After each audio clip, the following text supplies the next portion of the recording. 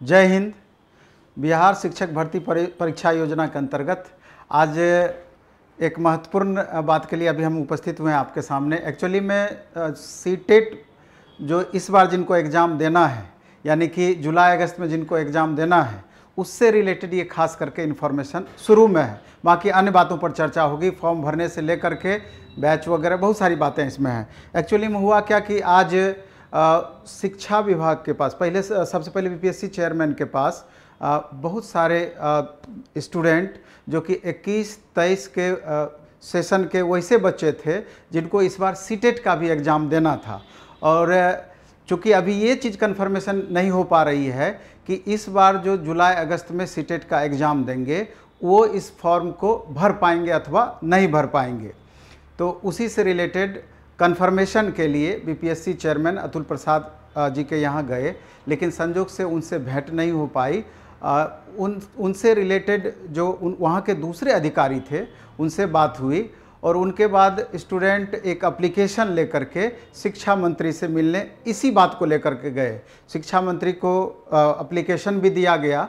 शिक्षा मंत्री बच्चों को आश्वासन भी दिए कि अब तक जितनी भी बार आप लोगों ने एप्लीकेशन दिए हैं तो उतनी बार शिक्षा विभाग गंभीरतापूर्वक उन बातों को लेते हुए उस पर विचार करके सुधार करने का प्रयास की है और इन बातों को भी शिक्षा विभाग गंभीरता से लेगी और कोशिश करेगी कि आपके मसला को सॉल्व कर पाएँ। ये आगे आने वाले दिन में पता चलेगा। आश्वासन तो शिक्षा मंत्री के द्वारा दिया ही गया। इसके बाद स्टूडेंट मुख्य सचिव दीपक कुमार के यहाँ गए और वहाँ भी संबंधित एप्लीकेशन वहाँ पर भी दिए हैं और उनसे भी आश्वासन लिया गया है। तो जनरली सीटेट जो इस बार जिनको देना है उससे रिलेटेड यही इन्फॉर्मेशन। लेकिन इसके अलावा भी कुछ बातें हम आपको क्लियर कर देना चाहते हैं कि 2-3 बातें, चूँकि 15 से आपका फॉर्म भराया जाएगा, 2-3 बातें अभी से आपको ध्यान में रखना चाहिए। सबसे पहली बात होगी कि फॉर्म भरने के वक्त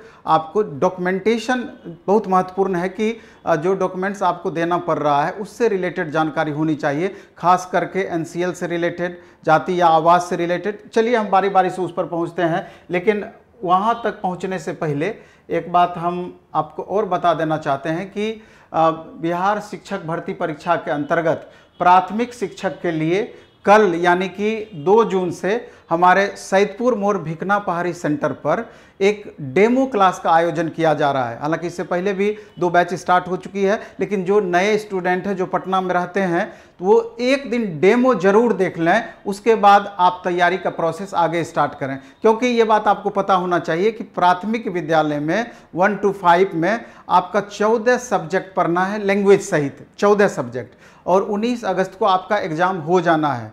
100% जिस तरह का इसका सिलेबस है वो खुद से भी आप तैयारी कर सकते हैं, ऐसा सिलेबस है। लेकिन अंतर क्या होना है, चूंकि समय कम है और सब्जेक्ट का लोड आप पर बहुत ज़्यादा है। पता चलेगा कि अगर हमको सिर्फ ज्योग्राफी अगर पढ़ना है, ज्योग्राफी में अगर 14 टॉपिक दिया हुआ है, पता चलेगा कम से कम 1.5 से 2 महीना एक ज्योग्राफी को ही सेल्फ स्टडी के माध्यम से पढ़ने में लग गया। लेकिन कोचिंग वगैरह में क्या होता है, जहाँ अगर आप इस तरह की पढ़ाई करते हैं वहाँ एक प्रेशर रहता है। चूँकि 14 अलग अलग टीचर वहाँ पर पढ़ाएंगे तो डे बाय डे का एक अलग रूटीन बना हुआ है कि कैसे हम 15 अगस्त तक में आपका पूरा सिलेबस समाप्त करेंगे। 2.5 महीना में आपको विद्वान तो नहीं बनाया जा सकता है, लेकिन 2.5 महीने में पूरे सिलेबस को एक बार बेहतर तरीके से रिवीजन करा दिया जा सकता है, जिससे कि आपका कोई भी टॉपिक कमज़ोर ना रहे। क्योंकि कोई भी टॉपिक अगर आपका कमज़ोर रह जाता है उसके वजह से 2 ही मार्क्स कम आता है, वो 2 मार्क्स हो सकता है कि आपको दौड़ से बाहर करने के लिए काफ़ी हो। क्योंकि 1 मार्क्स के अंतर पर हज़ारों बच्चों में उथल पुथल हो जाता है। 2 नंबर, 5 नंबर, 10 नंबर तो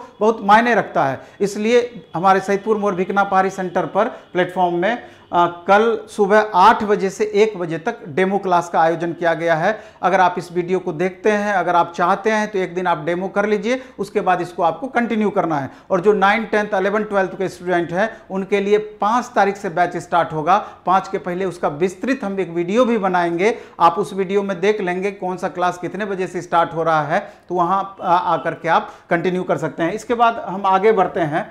आगे आप देखते हैं कि कुछ बातें जिनके बारे में हम बताए हैं कि आपको ध्यान देना बिल्कुल ज़रूरी है।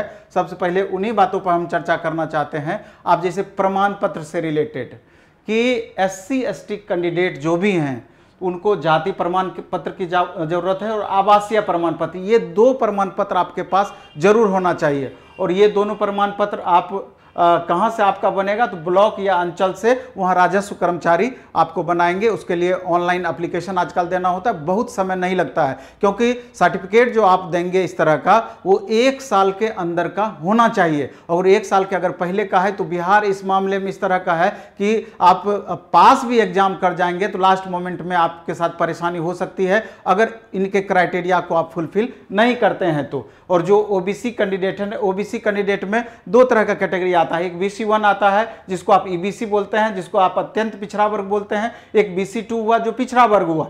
इसके लिए आपको क्या करना होगा कि आवासीय, जाति, आयु प्रमाण पत्र ब्लॉक या अंचल से राजस्व कर्मचारी के द्वारा पहले बनवा लेना होगा और उसके बाद फिर जाकर के उसके बाद अनुमंडल में जाकर के ओबीसी, जिसको नॉन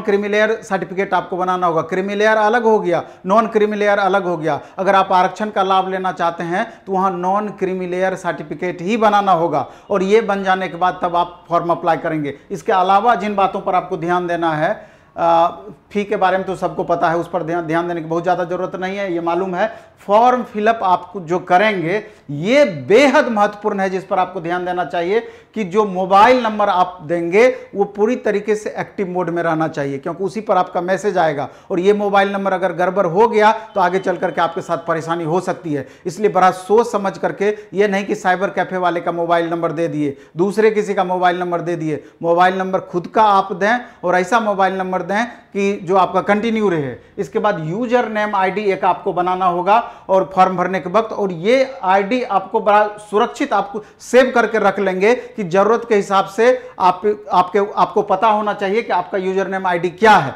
नहीं तो फिर इसके कारण से आपको परेशानी हो सकती है। इसके बाद email ID, proper email ID होना चाहिए जो कि एक्टिव है। उस पर अगर मेल आपको जाए तो प्रॉपर वे में आप देख पाएं उसको, दूसरे किसी का ईमेल आईडी नहीं देना है और इसको डायरी में लिख लेना है, डायरी में इसको नोट कर लेना है इस ईमेल आईडी को। इसके बाद आपका लेटेस्ट फोटो होना चाहिए, सिग्नेचर हिंदी इंग्लिश में जो आप करें वो आपका सिग्नेचर प्रॉपर वे में होना चाहिए। ये टेक्निकल परेशानी किसी भी तरीके का आपका ना हो, क्योंकि आप जानते हैं कि इतने दिन बाद वैकेंसी आई है और आपका छोटा सा गलती के कारण आप का ये वैकेंसी आपके हाथ से बाहर ना निकल जाए, इस बात को निश्चित रूप से आपको ध्यान रखना चाहिए।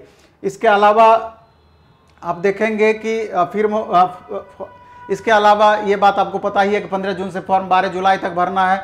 प्राथमिक टीचर के लिए क्या योग्यता है, उच्च माध्यमिक के लिए क्या, माध्यमिक के लिए क्या, ये सब आपको पता है, इस पर हम चर्चा नहीं करेंगे। कंप्यूटर वाले के लिए डोएक सी लेवल, बीटेक, BCA, MCA, इसमें एस्टेट का अनिवार्य नहीं है, ये आपका हो गया। और यहाँ बीएड या डीएलएड सेशन 21-23 वाले को भी अलाउ किया गया है। अगर 31 अगस्त तक के पहले अगर आपका एग्जाम हो जाता है, निसंदेह आप फॉर्म भर सकते हैं, बशर्ते कि आप सीटेट आप पास हो चुके हों, क्योंकि इसके बारे में जो सीटेट जुलाई 23 की बात कहीं भी अभी स्पष्टतया क्लियर नहीं हो पा रहा है, जिसके बारे में हम शुरू में ही चर्चा किए हैं कि आज शिक्षा मंत्री के पास बच्चे मिलने गए थे एप्लीकेशन लेकर के, अभी वहां से क्लियर ये मैटर नहीं हुआ है। आगे चल करके अगर क्लियर होता है तो हो सकता है कि आपका बात वहां पर बन जाए। इसके अलावा जो हम देखते हैं, इसके अलावा BPSC बिहार शिक्षक भर्ती योजना के लिए, भर्ती परीक्षा के लिए, प्राथमिक विद्यालय के लिए पहले आपका 150 क्वेश्चन पूछने की बातें थी कि 150 क्वेश्चन पूछा जाएगा, लेकिन आपका जब नोटिफिकेशन दिया गया उससे जस्ट उसी दिन आपको इसको घटा करके 120 क्वेश्चन कर दिया गया। 80 सब्जेक्ट से 40 क्वेश्चन में जनरल आपका सामान्य ज्ञान से रिलेटेड जो सिलेबस दिया गया उससे। तो हमारा एक नया बुक जो कि आपको कल शाम से मिलने लगेगा, इसमें कंप्लीट आपका 25 सेट दिया हुआ है 120 क्वेश्चन का। आपका प्रैक्टिस के लिए इससे बेहतर माध्यम नहीं हो सकता है, आप जरूर इस बुक को लेकर प्रैक्टिस करें। और ये लैंग्वेज का अंग्रेजी और हिंदी का 20 सेट कंप्लीट दिया हुआ है, इससे लैंग्वेज का आप प्रैक्टिस करें।